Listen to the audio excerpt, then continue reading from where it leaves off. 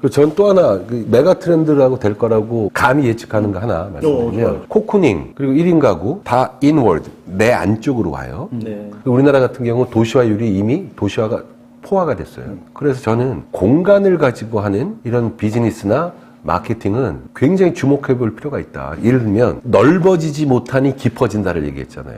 그걸 공간에 적용하면 횡으로 늘지 못하면 종으로 깊어질 거예요. 공간이 좁아. 근데 이걸 늘릴 수 없어. 근데 그나마 공간이 넓다는 느낌 들면 층고가 높아지면 되잖아요. 예를 들면 버티컬 러닝 이런 거 들어보셨어요? 공간 별로 없어. 나 시간 별로 없어. 예를 들면 63빌딩 계단 타고 올라가는 거예요. 그게 버티컬 러닝이에요. 자, 우리가 1인 가구가 되고 공간이 좁아져요. 도시화율은 진척되고. 식물을 키울 때 옥상에서 키우거나 아니면 내 방에서 키울 때 어떻게 키워요? 밭이 없으니까 층층이 올라가죠. 버티컬이죠. 공간을 새롭게 보는 그런 부분의 비즈니스나 그런 브랜딩이나 마케팅이 매우 각광받을 수밖에 없을 거다. 지금 많이 요즘 보이는 게 코워크 플레이스죠. 회의실 같이 쓰고 뭐 같이 쓰고 이런 공간들이 점점 늘어나고 있고 그런 거에 대한 홍보 영상을 만들자는 의뢰를 최근에 받은 적이 있거든요. 예. 공간 비즈니스는 2018년에 2019년에 꽤 각광받을 것이다. 굉장히 의뢰를 많이 받으시네요. 다양하게 받죠. 왜? 잘하니까. 아니, 근데 제가 이걸 느꼈던 게 언제냐면 일본 비즈니스 호텔 있잖아요. 좁잖아요. 일본은 호텔이 아무리 작아도 욕조가 있어요. 걔네들의 그 욕실 문화가 목욕 문화가 그러니까. 근데 사실 걔네 있는 욕조의 크기가 보면 우리 집에 있는 것보다 더 작아요. 어떨 때는. 이렇게 작은데 의외로 안 불편하고 편한 거예요. 왜 그럴까? 걔네들이 횡으로는 우리나라 욕조보다 작은데 깊죠. 종으로 깊은 거야. 이거 우리나라도 이런 식으로 될 수밖에 없겠다. 횡으로 한계가 있으면 종으로 될 것이다. 그게 뭐 언론사의 버티컬 브랜드도 굳이 얘기하면 거기에 해당하는 거라서 버티컬이라는 개념을 가지고 하는 마케팅 브랜딩 커뮤니케이션에 대해서 좀 주목할 필요가 있겠다. 흥수 장군, 네. 자, 우리 트렌드 관련해서 좀 삼행시니까 한 3개 정도만 꼽으면. 3개 얘기하기 전에 하나만 마지막 하나 드릴게요. 이거는 실제로 지금 이런 업무를 하시는 분들한테는 도움이 되실 것 같아요. 넛지인데 디지털 넛지. 행동을 유발하는 부드러운 개입. 거기에 디지털이 들어간 겁니다. 건택 설계를 하는데 디지털 기술을 활용했다. 저희 요즘에 술 먹을 때 핸드폰 보는 거 되게 많죠. 맞아요. 그 사실 어떤 이상한 새끼들은요 비즈니스 미팅 하는데 이렇게 폰을 봐요. 옛날 사람들 우리 두 분 옛날 사람들은 그런 사람 되게 싫어하시죠. 얘기할 때 집중을 해줘야죠. 외국 맥주 회사가 술자리에서 사람들이 서로의 대화에 집중하도록 하는 디지털 넛지 캠페인을 하나 했더라고요. 뭐예요? 통 안에 맥주가 딱 들어가면요 전파가 여기 이 맥주 통에서 나와서 폰이 안 돼. 그런 캠페인들이 있는 거죠. 사람들의 관계를 더 공고히 풍성하게 해주기 위해서 어떤 약간의 디지털 넛지로 자연스럽게 핸드폰 만지고 싶어도 안 되니까 카톡도 안 되고 하니까. 브라질이 축제의 나라잖아요. 술도 좋아하고. 근데 음주운전 하지 마. 이렇게 하지 않고요. 어떤 맥주 브랜드가 지하철 표를 그 맥주캔이 대신하는 거예요. 그냥 운전하지 마. 혹은 맥주캔 먹고 아무데나 버리지 마가 아니라 사람들이 춤추면서 들고 다녀. 에헤이 막 이렇게 쌈바 이러면 들고 와서 지하철에 띵 넣고 타고 들어가. 타고 들어가. 그러니까 음주운전하지 마, 쓰레기에 버리지 마, 2개 명령형 규범이 아니라 그냥 자연스럽게 보시는 거에 그치지 말고 보면 주변에 이렇게 사람들 잘 보시면 그런 건 충분히 디지털 넛지로 발전할 수 있겠다.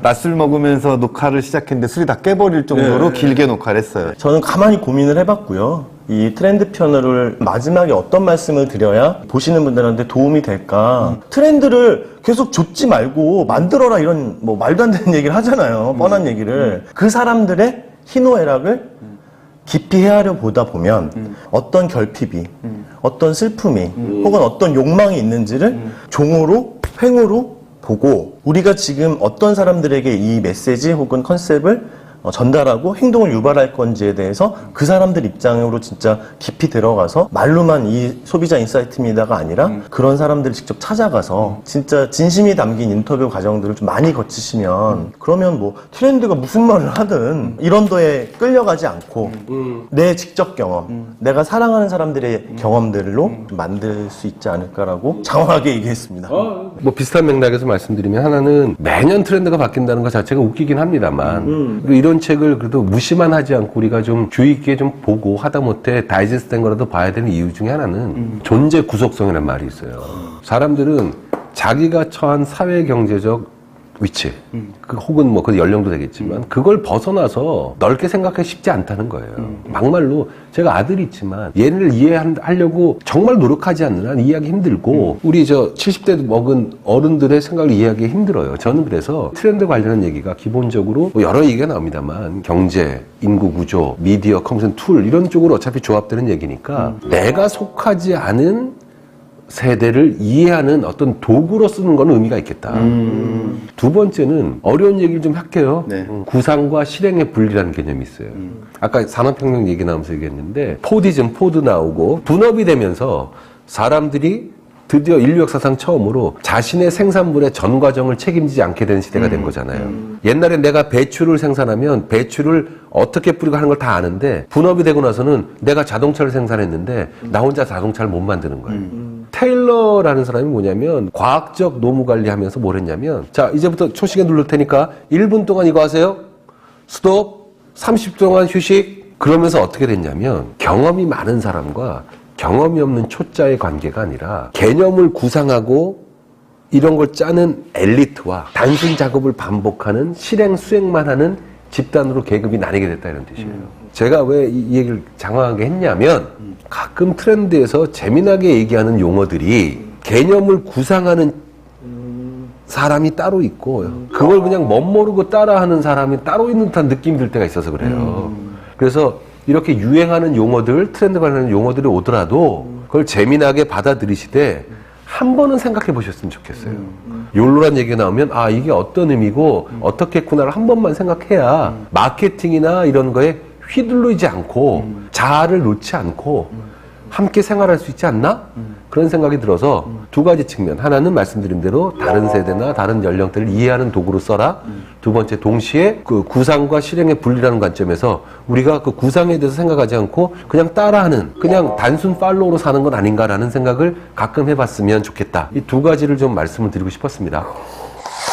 저 꼭 하나 얘기해야 될 것 같아요. 황영이 언젠가 지인이 50이 된다는 건 어떤 의미인가요? 라는 철학적인 질문을 하셨고 오늘 트렌드나 세대에 대한 맥락에 맞는 것 같아서 그때 제가 했던 50이 된다는 게 어떤 의미냐고 근데 수업 듣던 학생이 물어본 거예요. 술 먹고 있는데 딱 50 될 때였어요. 그런 거 생각하지 않잖아요, 우리는. 근데 갑자기 떠오른 게 볼 거 많고 놀 거 많고 탈 거 많고 그런 게 꽉 차 있는 놀이동산에 와서 너무 신기한 게 많고 이것저것 보고 어떤 걸 탈려고 했더니 사람 많아서 못하고 막 그러다 보니 곧 문 닫아야 되는 5시가 된 느낌이 50이 된 느낌이다.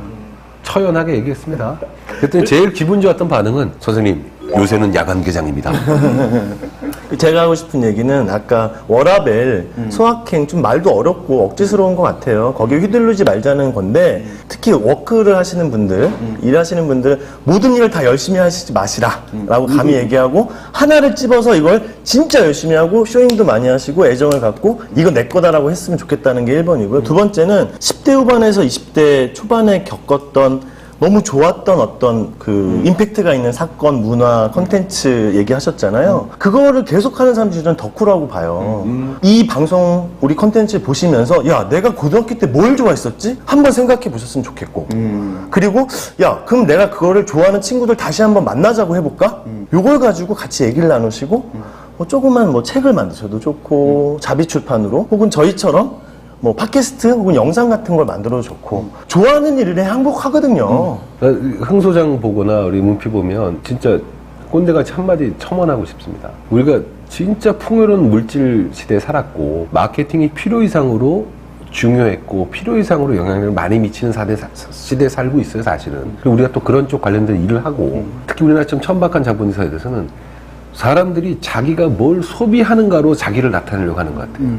저는 그렇게 생각해요. 사람은 그 사람이 소비하는 게 아니라 그 사람이 만드는 게 그 사람을 나타낸다고 저는 믿고 싶어요. 그런 면에서 흥 소장의 이 슬램덩크 프로젝트는 저는 자기가 좋아하는 걸 한다는 측면에서도 오케이지만 뭘 돈 들여 쓰는 게 아니라 내가 뭘 만들어낸다는 거로 나를 증명하는 것 같아서 저는 정말 의미 있고 멋있어서 흔쾌히 동참했습니다. 작은 거를 작지만 확실한 것 중에 좋아하는 거를 행동을 한번 해보셨으면 좋겠어요. 저는 트렌드 책 읽지 마라 뭐 이런 것보다 저는 두 가지 트렌드를 만들 거예요. 오. 첫 번째는 저희 아내하고 좋은 우리술을 먹는 트렌드를 만들 겁니다.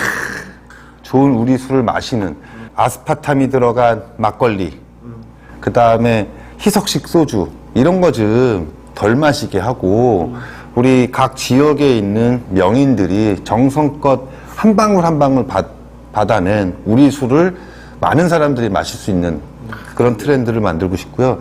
두 번째는 3040을 위한 컨텐츠를 계속해서 좀 많이 만들어야겠다. 휘발성 강하고 한번 웃고 지나가는 컨텐츠 말고요. 좀 도움되는 컨텐츠. 그래서 우리 컨텐츠를 보는 트렌드를 만들고 싶다라고 생각을 하고요. 그럼 3040을 위한 콘텐츠면 Y세대를 위한 콘텐츠가 되나요? 그렇게 되나요? 녹화가 한 7시 접어드니까 배심도 좀 딸리고. 자, 오늘 고생하셨습니다. 감사합니다.